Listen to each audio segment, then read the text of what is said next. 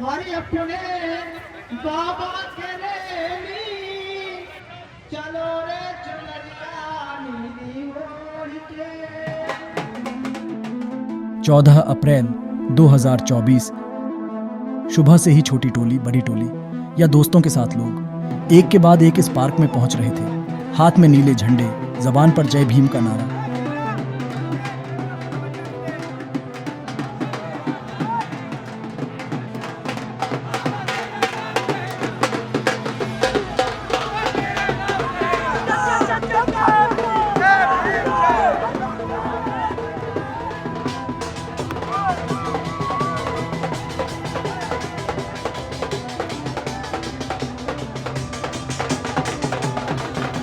दलितों के उद्धारक, समाज सुधारक, बहुजनों के मसीहा, ये हमारे लिए भगवान समान है। चलिए हम उनको आते हैं। हमारे लिए भगवान समान भगवान है हमारे लिए, जो हम लोग ज़्यादा मतलब इस जेल से ज़िंदगी से निकालने का काम किए हैं, बाबा साहेब ही हैं। पार्क में गुब्बारे बेचने वाली महिलाएं भी आज व्यस्त हैं। वे एक एक करके गुब्बारे फुला रही थीं और उन्हें बच्चों को बेच रही थीं। इन महिलाओं के चेहरे पर खुशी थी, क्योंकि आज का दिन उनके लिए ही नहीं बल्कि पूरे देश के लिए खास था। पार्क में धीरे धीरे लोगों का हुजूम बढ़ता जा रहा था। छोटे बड़े, बूढ़े जवान, हर उम्र के लोग अंबेडकर पार्क की ओर पैदल चलते आ रहे थे।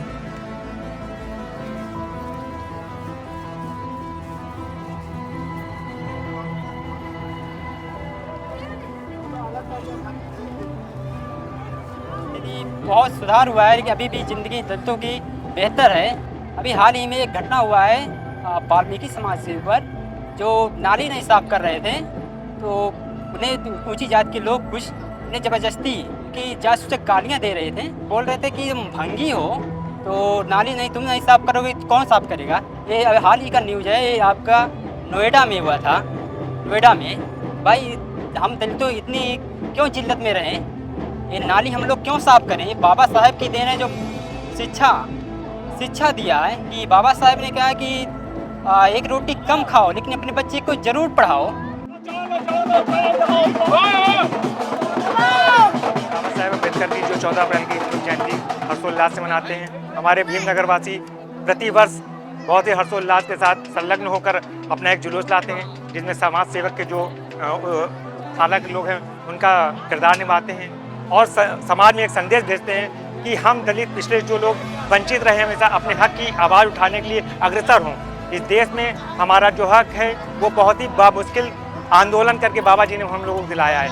कभी किसी समाज में हम पैरेलल स्थिति में नहीं थे, लेकिन हमारे आज़ादी के बाद जब उन्होंने हमें अपना हक दिलाने के लिए संविधान की रचना की, उसने हमें आरक्षण दिया, हमें अपने जाति सूचक शब्द से उत्थान पिलाया, जो कि हम आज समाज में पैरेलल की स्थिति में हैं।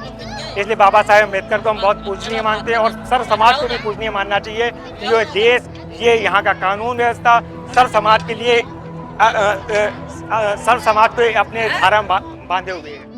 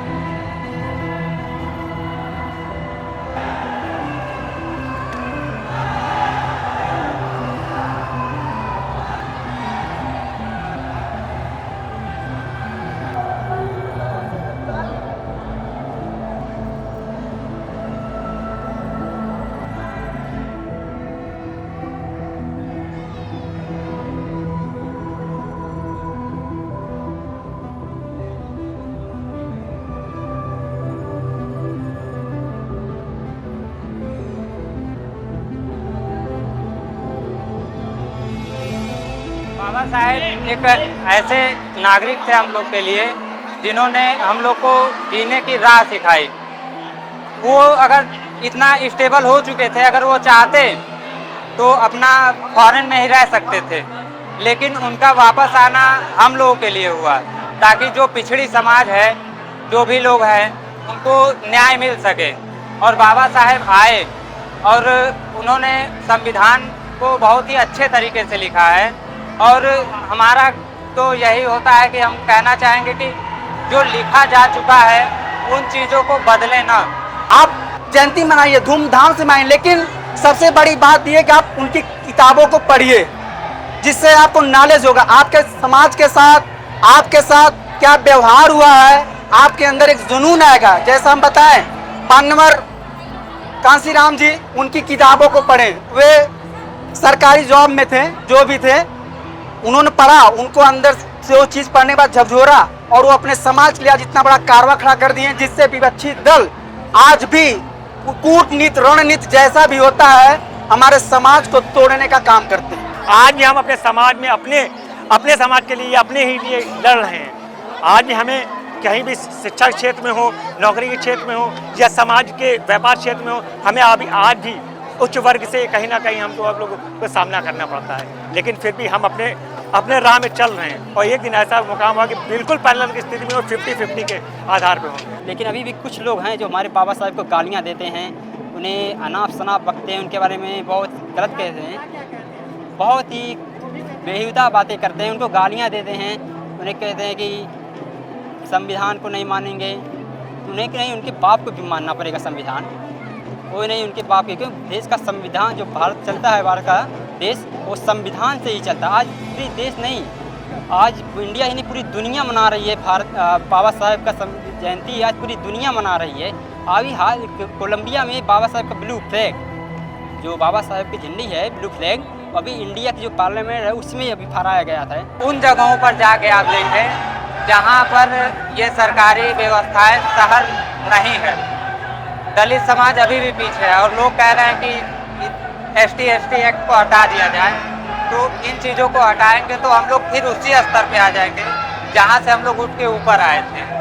तो आप अगर यदि रूरल एरिया में जा रहे हैं तब आपको दलित समाज का वो दिखेगा आपको कि दलित समाज पीछे है।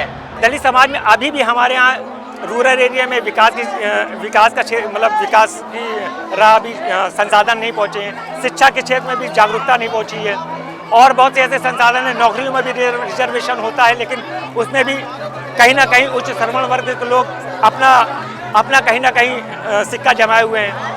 तो इन चीज़ों को कहीं ना कहीं दूषित मानसिकता को दूर करते हुए बहुत स्वच्छ समाज को मतलब इस्टेब्लिश करना चाहिए। ये हमारी सरकार से और हमारे सभी समाज वर्ग के लोगों से अनुरोध। जैसे दलित समाज से जो भी लड़के हैं, जो भी बच्चे हैं, उनको आप अच्छे कॉलेज में पढ़ाएं, सरकारी स्कूलों को और सुव्यवस्थित किया जाए।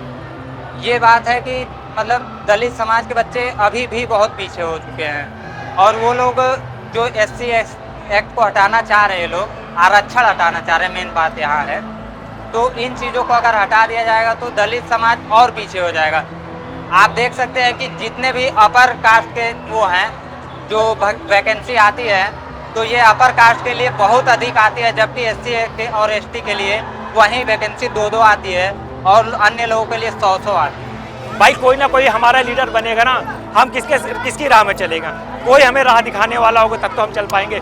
यही काम बाबा साहब ने किया था, यही हमारे समाज के जो छोटे युवा हैं आगे बढ़ के जो और भी हम जो समझदार होंगे वो हमको लेके आगे चलेंगे। ऐसा नहीं है, उनका काम उनके लिए मैं सैल्यूट देता हूँ। वो जो काम कर रहे हैं अपनी राह में कर रहे हैं, बस संविधान के प्रति लॉयल होकर काम करें, उसके लिए हम सदैव उनके पक्ष पर हैं। हम सबको शैली जो है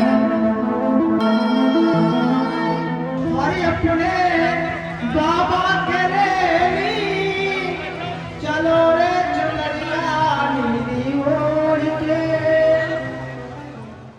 चलो रे चुनरिया नीली ओढ़ के,